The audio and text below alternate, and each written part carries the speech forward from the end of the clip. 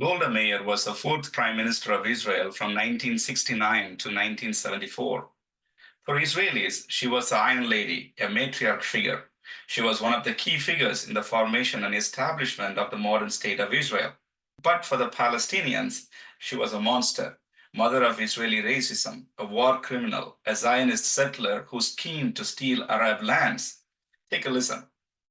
Golda Meir was not only a Zionist, but a racist and a war criminal. She worked to ethnically cleanse Palestinians. There is no such thing as a Palestinian people. This is what former Israeli Prime Minister believed and said. Palestinians remember her as a monster and a criminal. Golda Meir once made a blunt statement about Palestinians. Here's a clip. I'm a Palestinian. From 21 until 48, I carried a Palestinian passport. There was no such thing in this area as Jews and Arabs and Palestinians. There were Jews and Arabs. The rage we see among the Palestinians is partly because of her statement in the interview and her overall approach. Her views are continually being discussed in the context of Israeli-Palestinian conflict, even today. In this episode, let's unpack Golda Meir's statement and its nuances and see whether her statement is reasonable and factual or not. What she meant when she said there were no Palestinians. Let's look at the Tanakh, the Bible, and the Islamic Quran for references to Palestine and Palestinians. Let's also refer to what the Arab leaders and Islamic scholars say about Palestinian connection to the land. We shall draw various available evidences and statistics we have at our disposal to assess the claims of Golda Meir. We believe that good understanding of these key questions on Palestinian origins is necessary precondition for a meaningful pursuit towards achieving long-term peace for both the Israelis and the Palestinians. Welcome to Discern Scripture YouTube channel. We post videos regularly on various topics that are related to the biblical world, its history, and its present relevance. We would really appreciate if you subscribe and help us reach a wider audience. We are committed to bringing unique content and fresh perspective to our analysis that will inform mind and strengthen faith. Please feel free to look through our recent series and other videos and share them with those that might be interested. Now, let's get on with the video.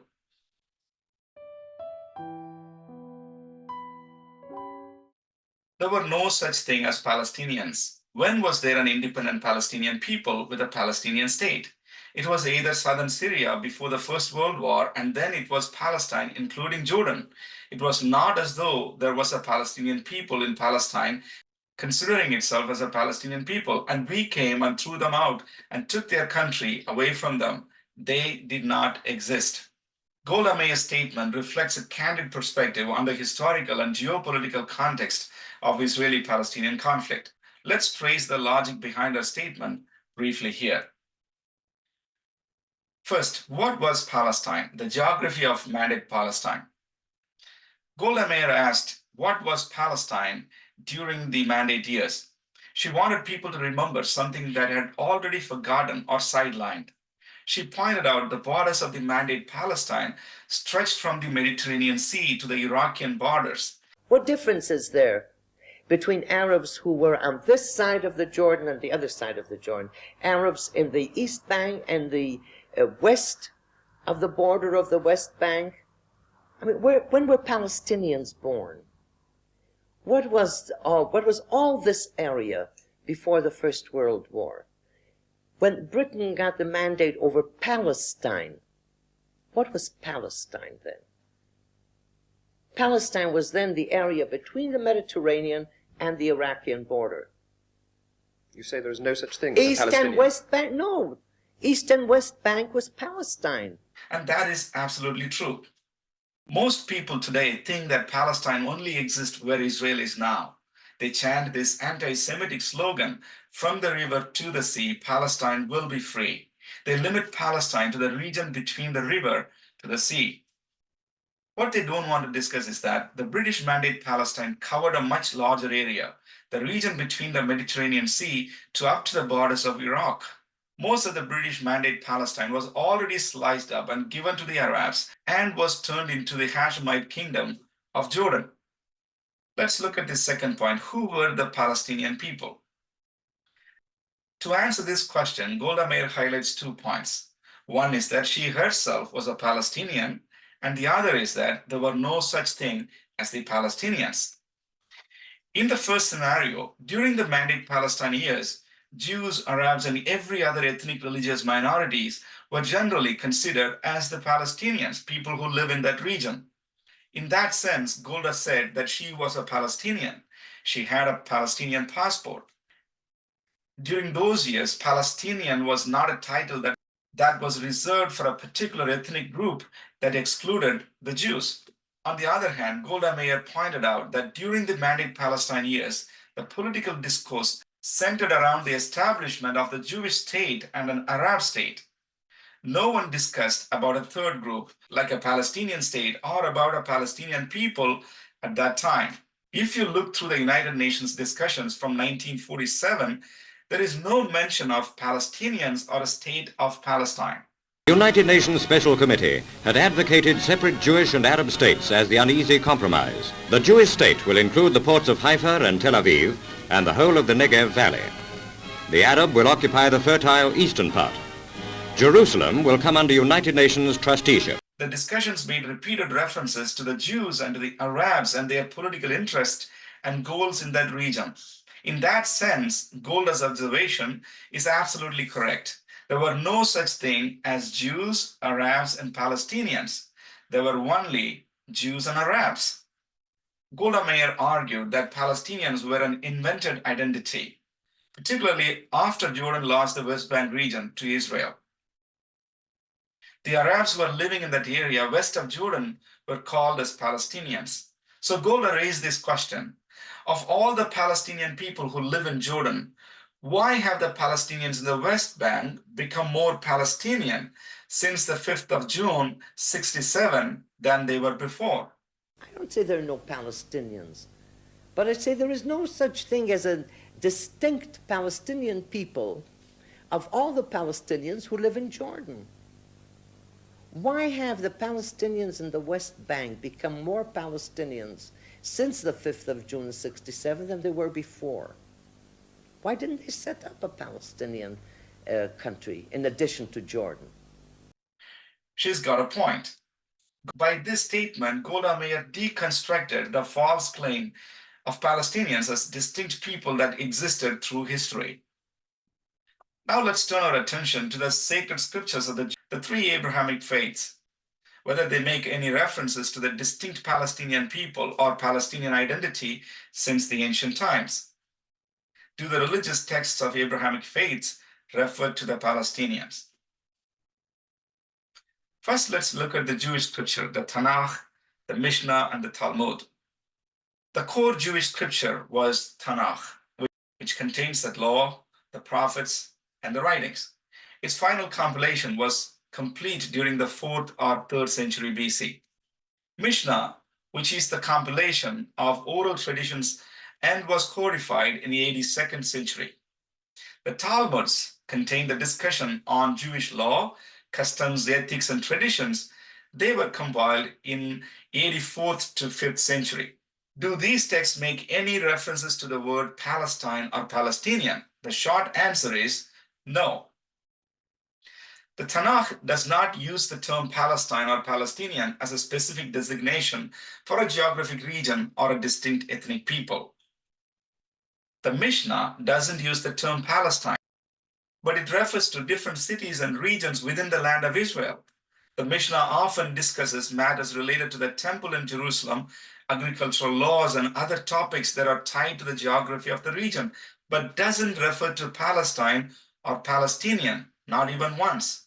The Talmud does not use the term Palestine as a specific designation for the geographic area, but all three of them often refers to the land of Israel using other terms, such as Eretz Israel, the land of Israel, or Yehuda, Judea, or the names of specific cities within the region.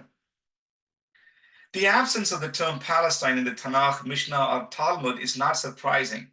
Texts from that period typically use terms specific to that time. The concept of Palestine as a geopolitical entity and Palestinians as distinct people emerged much later in history, only in the mid-20th century. Second, Christian scripture, the Bible. both the Old and the New Testaments. The term Palestine is not explicitly mentioned in the Bible. The region often associated with the modern Palestine is referred to in historical context using various names like Canaan, Israel, and Judah in the Old Testament. Only the King James Bible uses Palestine to refer to the coastal regions of Canaan in 2 cases. But all the other translations, they translate it as the coasts of Philistia. Similarly, the term Palestinian is not used in the Bible to refer to the people living in the region. The Bible refers to Philistines, not Palestinians. It's hard to establish a direct linkage between the Philistines, who were the foreign immigrants into the Levant, to the Palestinians, who were mostly of Arabs from the neighboring regions. It's important to note that the concept of modern national identities and geopolitical terms, including Palestine and Palestinian, did not exist during the time when biblical texts were written. The use of these terms to describe the region and its inhabitants developed much later in history. It only began to be solidified after Israel captured the Judea-Samaria area or the West Bank. Now let's look at the Islamic scripture, the Quran. Quran was compiled and standardized during AD 650, during the time of Caliph Uthman. It is the latest book among the 3 sacred scriptures of the Abrahamic faiths. Are there references to Palestine and Palestinian in the Quran? The word Palestine is not mentioned in the Quran. The Quran does contain references to the Holy Land as the land Allah given to the children of Israel, but it does not use the specific term Palestine. Surah 247, O children of Israel, remember my favor that I had bestowed upon you and that I preferred you over the worlds. Surah 521, O my people, enter the Holy Land which Allah has assigned to you and do not turn back and thus become losers. The term Palestinian is also not mentioned in the Quran. The concept of modern national identities and geopolitical terms did not exist during the time the Quran was composed. The point is that there are references to the children of Israel in the Quran, but there are no references to the Palestinians in the Quran. So what it tells us is that the Palestinian identity did not exist during the early Islamic history. There were no mention of Palestine or Palestinian people even during the Ottoman years. It is a recent invention, as Golda Meir pointed out. So there is a clear lack of references to Palestine or Palestinian in the sacred writings of the Abrahamic faiths, Jewish, Christian, and Islamic scriptures. On the other hand, there are references to Israel, children of Israel, the Jews, in all these 3 sacred writings. Did the UN refer to the Palestinians around 1940s? The first official naming of Palestine as a distinct, defined territorial area came with the decision of the League of Nations, dealing with the areas of the former Ottoman Empire, to create a mandate for Palestine. This was accorded to the Great Britain, which ruled this area from 1922 until May 1948. So all people living in that area were regarded as Palestinians. The name Palestinian was not used by the Arabs, but mostly by the Jews in that area. The Palestinian Post is known as Jerusalem Post now. The Palestinian Symphony Orchestra is now known as Israel Philharmonic Orchestra. Only after the establishment of the State of Israel in May 1948, and more specifically after Israel captured Judea-Samaria area in 1967, did the term Palestinian become exclusively used in referring to the Arabs in the area. So Arab leaders on Palestinians, what did they think of Palestinians? During the early years of the British Mandate, Arabs in Palestine still had little awareness of a distinct national identity. Syrian leader Aouni Bey Abdul Nadi asserted, as he testified before the Peel Commission in 1937, there is no such country as Palestine. Palestine is alien to us. It is a Zionist who introduced it. In the words of eminent Arab American historian Philip Hitti, there is no such thing as Palestine in history, absolutely not. It is but a very small, tiny spot there on the southern part of the eastern shore of the Mediterranean Sea, surrounded by the vast territory of Arab Muslim lands, beginning with Morocco, continuing through Tunis, Tripoli, and Egypt, and going down to Arabia proper, then going up to Transjordan, Syria, Lebanon, and Iraq, one solid Arab-speaking bloc, 50 million people. This is what he said in a hearing before the Anglo-American Committee of Inquiry in Washington, D.C. in the State Department, January 11, 1946. So in his view, Palestine is not a separate entity, part of a larger Arab Islamic world, the Ummah. The head of the military operation department of the Palestine Liberation Organization, PLO, Zuhair Moshen, he declared on March 31, 1977, there are no differences between Jordanians, Palestinians, Syrians, and Lebanese. We are all part of one nation. It is only for political reasons that we carefully underline our Palestinian identity. Yes, the existence of a separate Palestinian identity serves only tactical purposes. The founding of a Palestinian state is a new tool in the continuing battle against Israel. Rashid Khalidi, Columbia history professor and an expert on Palestinian identity, he would acknowledge that before the World War I, Palestine did not exist in Arab consciousness. Jewish land development during the late years of Ottoman Empire served as the magnet for Arabs from Middle Eastern countries to come into Palestine in search of a better life and eventually become Palestinian. Officially, the Palestinian national identity was formally asserted only with the formation of PLO, the Palestinian Liberation Organization. Palestinian Islamic scholar rejects Palestinian identity. Palestinian Islamic scholar Sheikh Issam Amira rejects a distinct Palestinian national identity. Like Golda Meir, he also says there is no such thing as a Palestinian state. But he goes further. Take a listen. الحقائق تقول أننا نحن لا ننتمي لفلسطين، والجنسية الفلسطينية لا توحد ولا تفرق، وإنما هي بدعة استعمارية وطنية خلقها سايكس وبيكو، وقالوا هذا فلسطيني وهذا أردني وهذا جزائري وهذا سوداني، ولا زلنا من 100 عام نعاني من هذه التفرقة على أساس الوطنية، فهي نتنة ورائحتها عفنة. ولكل من يقول أنه في صف فلسطيني فهو واهم ولا يدري كيف تسير الأمور. ما هي هويتنا؟ هويتنا مسلم، نحن مسلمون. الأردن باطلة أكثر، مصر باطلة أكثر، الجزائر اللي راحوا عليها باطلة أكثر، كلها دويلات ضرار قامت على أنقاض الخلافة الإسلامية التي هدمت قبل 100 عام. إذا أقاموا دولة لهم على أرض فلسطين كاملة، تمام؟ كاملة ولا يهودي فيها، يعتبروا ضالين مضلين زي الأردن، زي مصر، زي الجزائر، زي السودان، زي أندونيسيا، زي باكستان. لأنه ما في شيء اسمه دولة فلسطينية، في شيء اسمه إسلام. النظام السياسي في الإسلام خلافة. مسلم يدعو لدولة وطنية كارثة. مسلم يقول أنا فلسطيني ودمي فلسطيني وبدي دولة فلسطينية، ضايع، تايه. On the first point, this Islamic preacher is right, and in fact, he agrees with Golda Meir.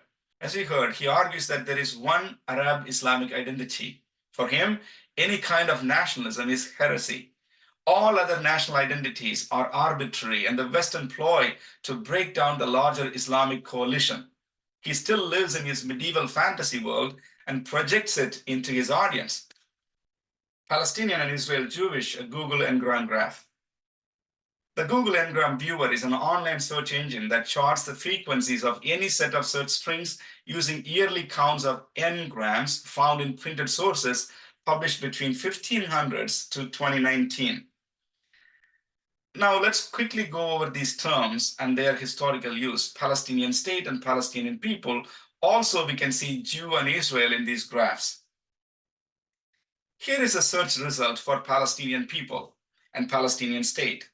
As you can see, the terms are widely picked up and grows in popularity around the 1960s onwards, exactly as Golda Meir and Arab leaders and other public intellectuals pointed out. Here is the engram result of Jew and Israel. As we can see, these terms have been in use long before 1800s. The Jewish identity and its association with the land goes way back in time. This was not an invention of Zionism or any other entity in the 20th century as often claimed. Even Google Analytics helps us to identify this obvious fact. Here is some observation. A culture or a civilization has its unique features that distinguishes itself from surrounding regions. When Israel emerged as a distinct ethnic group in the land of Canaan from the Canaanite groups, it had its own unique linguistic identity. They spoke Hebrew. It had its own religious identity. They practiced Judaism. They had their own history of kings and rulers, a common cultural memory dating back to thousands of years. Their presence in the same region is also recorded by their ancient neighbors and foreign conquerors. The first reference to the word Israel comes from an Egyptian inscription known as the Merniptah Stele, dating back to the 12th century BC. There are plenty of archaeological evidence to the presence of Jews in the same region for thousands of years. This is what's missing when it comes to the Palestinians. The Palestinians speak Arabic, they practice Islam, their ethnic identity is mostly Arab. There is no archaeological or historical reference to the kingdom or rulers from Palestine. Their cultural memory goes at the earliest to Yasser Arafat. In a sense, that is correct. The Palestinian identity was formed in retaliation against the Jewish arrival and establishment of the State of Israel, and therefore it is of late origin. Golda Meir was pointing out these obvious facts in her interview. It was not anti-Palestinian to present facts from history and to make one's case. That's what any reasonable person must do in pursuit of truth and peace.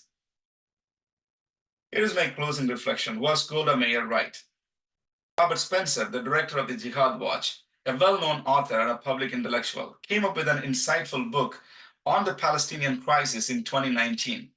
It's titled as The Palestinian Delusion, the Catastrophic History of the Middle East Peace Process. This is what he says. Where do those Palestinians come from? They all came from the surrounding lands, some as far away as Armenia. And you can tell that actually from their surnames that often give the indication of where their family is from. And you're right, they're not from that area. I have in the book many other people besides Mark Twain who went through the land and they didn't see anybody there. There were Jewish populations there all through history. But the idea that this was Arab land has no historical basis. Mark Twain said, and as we have in the book, there was nobody there until the Jews came in. That's right. The Arab population actually increased sharply once the Zionist project got going in the late 19th century and Jews started to move in large numbers into that area. Arabs moved there too, because the Jews brought economic opportunity and financial stability to the area that had not been there before. His observations support the statement made by Golda Meir. Recently, the biopic of Golda Meir from Hollywood was released in 2023. Palestinians called to boycott this movie. They see her as a monster, a Zionist settler who was out there to grab Arab territory. In reality, what she said was a plain fact. There were only Arabs and Jews in British Mandate Palestine. Palestinian identity was a late invention from the 1960s. Speaking that truth does not make one an anti-Palestinian. Facts are essential for a meaningful discourse and any hope of finding a solution in the future. We must not lose sight of the fact that the Jewish diaspora was attempting to return to their homeland when their existence was threatened elsewhere. Jews were not the colonizers, they were native to Judea, the land of Israel. No matter where they returned from, they were all returning to their homeland, a homeland that was occupied by various colonial powers, like the Romans, like the Arabs, like the Ottomans. It's a miracle that the Jews were able to re-establish themselves again in the State of Israel. The establishment of the State of Israel is the most successful decolonizing project by an endangered indigenous population in history. Golda Meir, as one of the early Israeli leaders, had tremendous responsibility. She fought to preserve that fragile state they built. It's important to refresh the historical memory and present the story of both sides. Ignorance of history and its intentional distortion, both are the powerful weapon that is used by violent groups like Hamas to instigate the emotions of the common people against their enemy, that is Israel. The Palestinian historical retelling portrays Israelis and the Jews in negative light as Zionist settlers who came from Europe to grab their lands. And so violence against them, both military and civilians alike, including taking hostages, is justified as rightful resistance. Let's hope that a greater historical awareness would lead to greater understanding and pave the way for peaceful coexistence.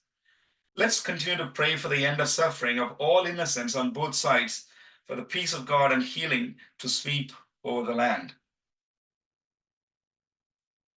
Thank you for watching this video. If you haven't subscribed to the channel, please do subscribe and support our channel. Click on the bell icon so that you can get notifications whenever we post a new video. Also, feel free to leave your thoughts and questions in the comment section below. God bless you all. Shalom.